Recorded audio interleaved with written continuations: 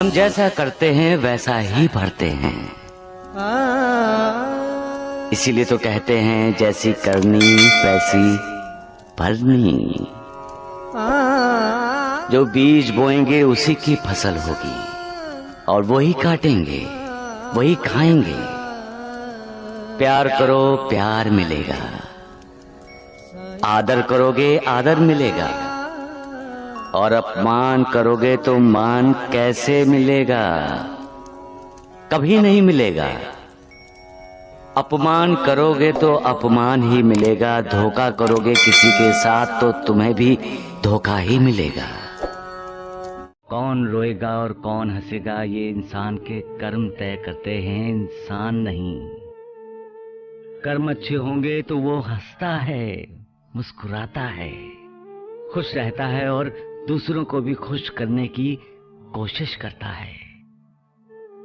लेकिन जिस इंसान के कर्म बुरे होंगे वो हमेशा क्रोध में रहेगा, दूसरों से ईर्ष्या करेगा, नफरत करेगा।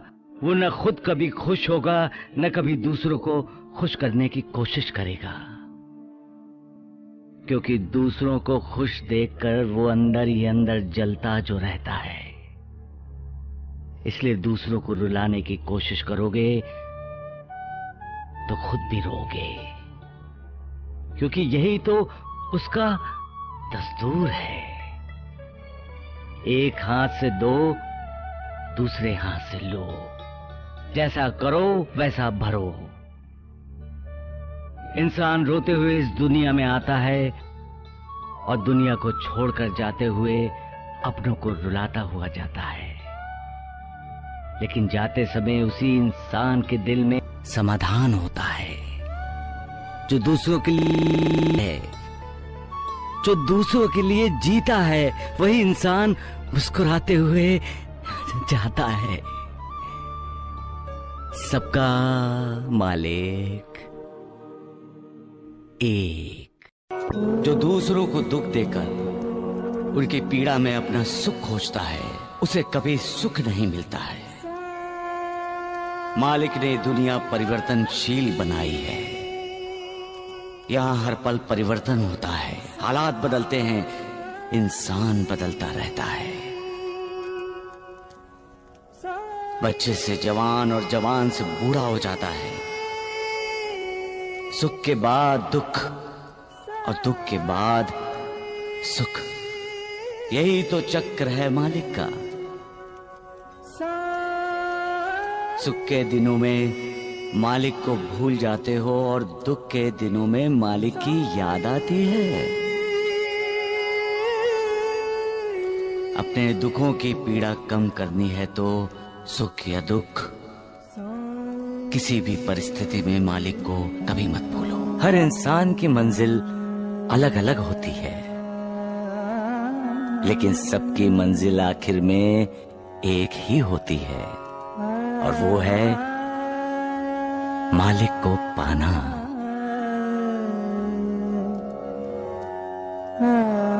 जब एक पत्नी अपने पति को परमेश्वर समझती है, अपना मालिक मानती है, तो वो औरत अपने परमेश्वर को पाने के लिए सबके मालिक उस ईश्वर को भी चुनौती दे सकती है। सबका मालिक एक, जो अपने गम भूलकर दूसरों को खुशी देता है, वो मुझे हमेशा प्रिय है। जिंदगी किसे कहते हैं? जिंदगी उसे कहते हैं जो दूसरों के लिए जी जाए। अपने लिए तो सभी जीते हैं, जीना उसका है जो दूसरों के लिए कुछ करता है। मौत पृथ्वी लोक का अंतिम सत्य है। ये जानते हुए भी जब अपने अपनों को बचाने के लिए अपना सारा पुण्य दांव पर लगाकर मौत को चुनौती देते हैं, तो मालिक का आशीर्वाद उनके साथ रहता है। वैसे तो जिंदगी क्या है? एक कमजोर सी हिचकी के सिवाय कुछ नहीं। लेकिन जिंदगी इंसान पर मालिक का एहसान है। दुनिया के इस बागीचे में फूल बनकर आओ और खुशबू बनकर फैल जाओ। सबका मालिक एक। रात मौत का अवतार है। मौत को काल रात्रि भी कहा जाता है। इंसान सोता है और सोने के बाद उसे क्या होता है ये वो भी नहीं जानता। वो तो ये भी नहीं जानता कि वो जिंदा है या मर गया है। यही मालिक का चमत्कार है जो इंसान को हर दिन हर रात ये बताता है कि नींद से जागने के बाद इंसान को मालिक का शुक्रिया अदा करना चाहिए। इसलिए जो ज्ञानी होते हैं वो जागने के बाद उस मालिक को प्रणाम करते हैं।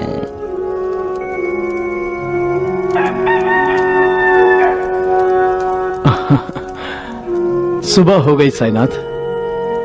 अल्प विराम हट गया। सबका मालिक एक। पेड़ पौधों को कभी तुमने किसी से ईर्ष्या करते देखा है? ये तो योगी की तरह है। किसी से कोई आशा नहीं है। सबको देते ही देते हैं। किसी को छाया, किसी को फूल और किसी को फल देते हैं। ईर्ष्या एक आग है जो ईर्ष्या करने वाले को ही जलाती रहती है।